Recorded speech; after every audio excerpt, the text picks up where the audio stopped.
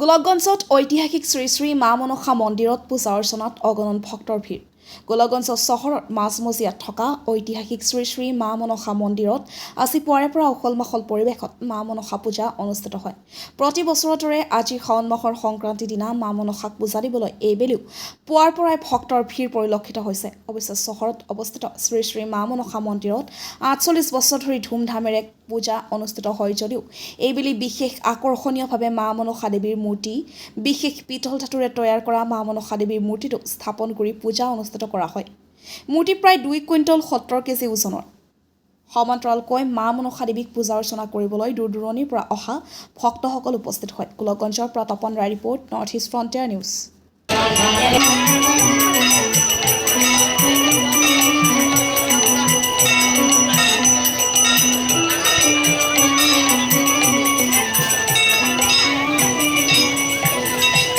নমস্কার। সর্বজনীন মা মনসা দেবী ৪৮তম পূজা। ৪৮তম পূজা হিসাবে বাইরের থেকে বহুত ভক্তবৃন্দ আসে, হাজার হাজার ভক্তবৃন্দর সমাগম হয় এখানে। তারপরে সবাই এসে পূজা করে, পূজা অর্চনা করে। আর আমাদের এই মন্দির খুব জাগ্রত মন্দির, সবার মনস্কামনা মা পূর্ণ করে, যার জন্য হাজার হাজার ভক্ত বাইরের থেকেও আসে।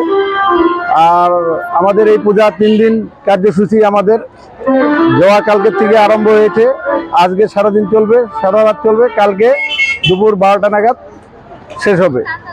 পূজাতে কি কি অনুষ্ঠান হতেছে? পূজাতে আমাদের এই যে পদ্মপুরাণ যেটা আছে, মা মনসার পদ্মপুরাণ, এটা ৩ দিন ব্যাপী চলে আর কি। পরশুদিন থেকে, কালকের থেকে আরম্ভ হয়েছে, কালকে, আজকে আর আগামীকাল ৩ দিন চলবে আর কি।